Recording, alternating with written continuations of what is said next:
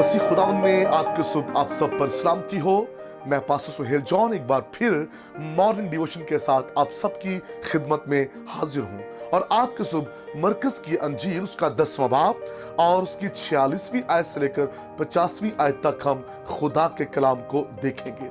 और आज सुबह का हमारा टॉपिक है खुदा की मौजूदगी में छुटकारा।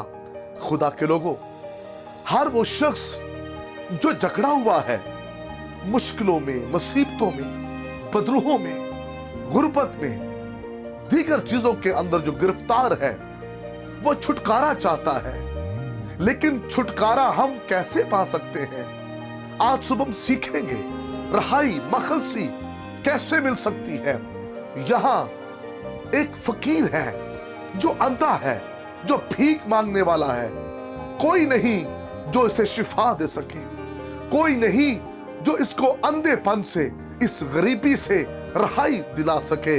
खुदा के लोगों, जो मौजूदा गवर्नमेंट है उन्होंने भी इसको एक कपड़ा दे रखा है जिसको वो बिछाकर भीख मांगता है, जिस पर गवर्नमेंट की स्टैंप है और ये टैक्स अदा करता है। लेकिन कोई नहीं जो इसको रहाई दे सके, कोई नहीं जो इसे छुड़ा सके। लेकिन ऐसे में एक दिन वहां से खुदावन यीशु मसीह गुजरा। कई शख्सियात वहां से गुजरती होंगी, लेकिन जिस रोज यीशु वहां से गुजरा, इसने यीशु के बारे में सुना कि यहां से यीशु गुजर रहा है, तो ये चिल्ला उठा, ऐ इब्ने दाऊद, खुदा के बेटे, मुझ पर रहम कर। ये जो पिसा हुआ था, कुचला हुआ, अंधेपन का शिकार, कोई इसकी सुनने वाला नहीं है। शागिर्द कहने लगे, खामोश हो जा, तुझे नहीं पता खुदावन यीशु मसीह जा रहा है।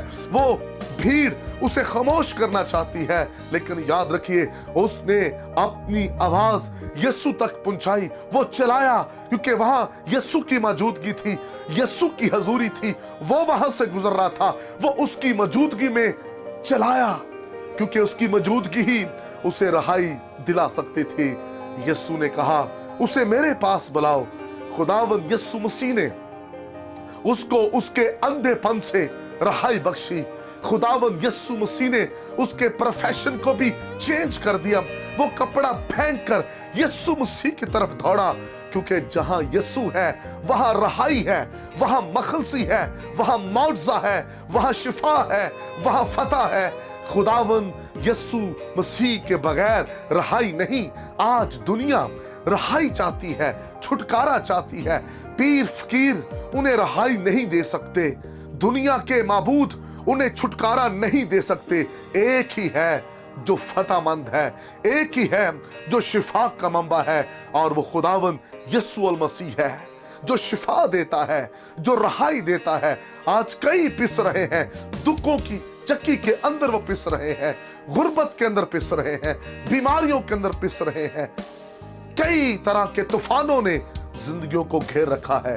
हर कोई रहाई मांग रहा है, लेकिन यीशु के बगैर रहाई नहीं। इस अंधे ने यीशु की मौजूदगी में चलाया, पुकारा इसने, और खुदावंद यीशु मसीह ने इसे रहाई बख्शी।